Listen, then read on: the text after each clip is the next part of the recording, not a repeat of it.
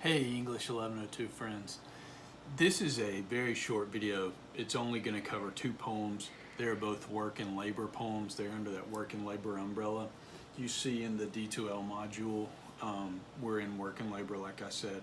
We're going to do, the two poems we're going to cover are Hay for the Horses by Gary Snyder and You Can Have It by Philip Levine.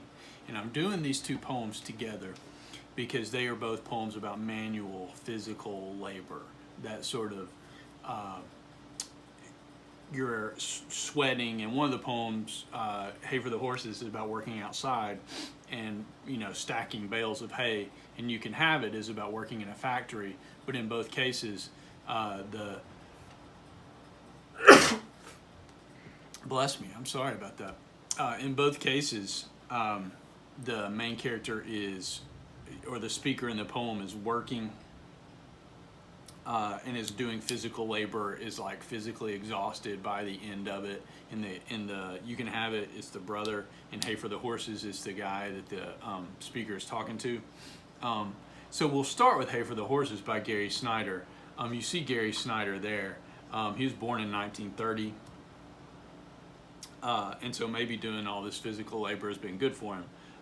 But a lot of Gary Snyder is a California writer, but a lot of his stories are these sort of Northern California, the rural parts of Northern California, the farms and fields of Northern California, and the woods and the like national parks in Northern California. They're all about this sort of natural areas of Northern California, including this poem.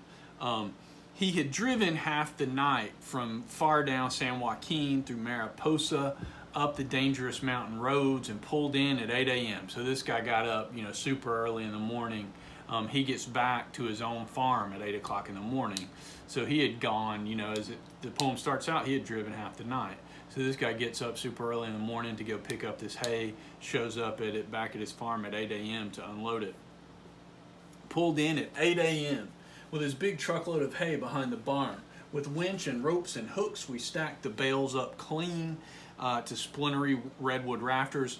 If you don't know what they're doing is taking these big square bales of hay out of the back of the truck and putting them up into the loft of the barn, where like rats and other animals can't get into it, so they can save it for the horses, and so it won't like rot, in the floor of the barn, or animals get into it. So they're having to move it. It's not just throwing it off the truck, it's taking it off the truck and moving it up into the loft of the barn. We stacked the bales up clean to splintery redwood rafters. High in the dark, flecks of alfalfa, it's this kind of hay called alfalfa, whirling through shingle cracks of light, itch of hay dust in the sweaty shirt and shoes. So doing this work, you get, if you've done this kind of labor, every kind of outdoor work like this has its own little itches, and you're out there sweating, and that hay is getting into your clothes and your shoes. At lunch, under black oak, out in the hot corral, the old mare nosing lunch pails. So the horses that they've got the hay for, they're out there in the pasture with those horses now, in the little corral, the little fence where they keep the horses in. Grasshoppers crackling in the weeds. I'm 68, he said. I first bucked hay when I was 17, and I thought that day I started, I sure would hate to do this all my life, and damn it, that's just what I've gone and done. And so at the end of this poem, you find out not only is this a poem about this morning of hard work, but that this guy is 68 years old, and he's been doing this kind of work since he was 17. And, when he was a teenager and started doing this, he was like, God, I hope I don't have to do this kind of hard physical labor my whole life. But then the guy just sort of fell into it, as people often do. You fall into jobs, you wind up working some job, and you wind up staying there longer than you meant to. And in this case, this guy who started doing this as a teenager, this just becomes his life. And as he's sitting there after this morning of hard work, he thinks about how like he's been doing this, 50 plus years, and it's just become his life. He's had this life of working on a farm and doing this hard physical out sweating labor. There's two ways to read the end of this poem. You can read what he says at the end as this sort of joke, like, he hated it when he was a teenager, but he kept doing it because he grew to love it. Or you can read it in this sort of darker, less happy way, which is that he really means what he's saying. He's being sincere what he's saying. And this is about how you just sometimes get stuck in a life and fall into a rut or fall into a routine. That being stuck in a rut, falling into a routine and letting it sort of take over your life, connects that poem to You Can Have It by Philip Levine. Philip Levine is very much a writer of like Detroit and of like the car factories and industrial plants in like the Rust Belt. In the Northeast, like Ohio and Michigan and all those areas. Almost all Philip Levine poems have to do with working class people working in factories and places like that. Not on farms, but in the factories of like the 1940s, 1950s, 1960s, 1970s. People working in car plants, people working in chemical plants, people working, shift work in factories. And this poem is no different. This is about the speaker and his brother, and they both work in this factory. My brother comes home from work and climbs the stairs to our room. I can hear the bed groan and his shoes drop one by one. You can have it, he says. And you see right at the beginning of this poem is about being exhausted, and about being exhausted from a day's worth, a shift worth of work. And as the poem goes on, it turns into this poem about being exhausted from a lifetime of physical work and working in a factory. And the brother is like, you can have this life, you can have this job. And y'all have had this experience if you've ever done any physical labor. You get home and you're so tired, all you can do is just like take your shoes off and drop them into the closet and fall into bed. The moonlight streams in the window and his unshaven face is whitened. He will sleep long after noon and waken to find me gone. The two brothers work different shifts at this factory. And 30 years will pass. 30 years. Traditionally, how long people work. You work like 30 years and then you can retire. It's a little bit longer than that now.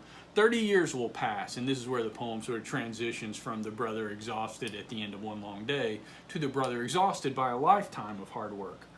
30 years will pass before I remember that moment when suddenly I knew each man has one brother who dies when he sleeps and sleeps when he rises to face this life. And so the brother is so tired that it's almost like when he falls asleep, he's just dead to the world.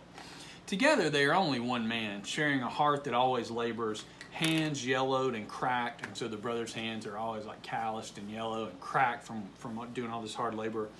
A mouth that gasps for breath and asks, am I going to make it? I'm going to make it through this shift. I'm so tired. I'm worn out. At night in the ice plant, he had fed the chute at silvery blocks. And then I stacked cases of orange soda for the children of Kentucky, one gray boxcar at a time. And so you find out what jobs both of the brothers have. And if you don't know what an ice plant is, there used to be plants that like produced ice and would deliver ice, especially in the 30s and 40s and 50s, before refrigerators and freezers were widespread and widely available, with always two more waiting. So that kind of factory assembly line, you do 100 things and 100 more are coming down the assembly line for you to do. We were 20 years old for such a short time and always in the wrong clothes, crusted with dirt and sweat. I think now we were never 20. And so it's like, 30 years later, you're like, my whole life is just gone. I can't remember what it's like to be young and full of energy and full of life. In 1948, in the city of Detroit, founded by De La Motte Cadillac for the distant purposes of Henry Ford. No one wakened or died, no one walked the streets or stoked a furnace, for there was no such year. And so he remembers back to the 1940s, right after World War II, when he and his brother were young and teenagers and, full of energy. He is also making a joke about Detroit being founded for Henry Ford, so that like Detroit can be full of all these factories and people working in these factories. And now the year has fallen off all the old newspapers and calendars and doctor's appointments and bonds. If you've ever seen those, places used to give you like little promotional calendars, like a doctor's office and different places, wedding certificates, driver's licenses. And so it's almost like every memory of that year has been erased, and so it's like that year never happened. The city slept. The snow turned to ice, the ice to standing pools or rivers, and he's talking about the passage of time. I give you back 1948. I give you all the years from then to the coming one. Give me back the moon with its frail light falling across a face. Give me back my young brother, hard and furious, with wide shoulders and a curse for God and burning eyes that look upon all creation and say, you can have it. And so he's like, I wish I could have my young brother back before all these years of working in the factory wore him down. He's like, I would trade almost anything to have that brother back, the young brother, the like 20-year-old brother who was young and came home and was exhausted. He was exhausted after a night of work, but he wasn't just worn down from 30 years of working in a factory. This poem's about wishing you could have that back, wishing you could have that person back who wasn't just worn down and broken down from all these years of physical labor working in a plant. And so it's almost like the you can have it that the brother says at the beginning of the poem. The narrator is saying that at the end of the poem, where he's like, you can have it, you can have anything you want, just give me back my young brother who, before he was worn down by all these years of working. So this video covers these two like physical labor poems, Hay for the Horses and You Can Have It. One of the reasons I continue to like to teach these poems is because traditionally these were the kinds of jobs that people worked up until the 1960s and 1970s. These are the jobs, you would go to work and do some kind of physical manual labor. But for the past 40 or 50 years, those jobs have been going away, where people work with their hands and they have dry, cracked hands, like the brother in this poem and that kind of thing. And now we do office work. We don't have to do physical labor. And so both of these poems are about this life that has kind of been going away for us for the past 40 or 50 years. But these are about these jobs that people used to have, and some people still have, definitely, even though it's a smaller percentage of the population. If you have questions about either of these poems or either of these writers, be in touch with me, and I'll be happy to connect you to more of their work or help you understand some particular line or image better. Otherwise, I hope this is useful to you. Thanks, everybody.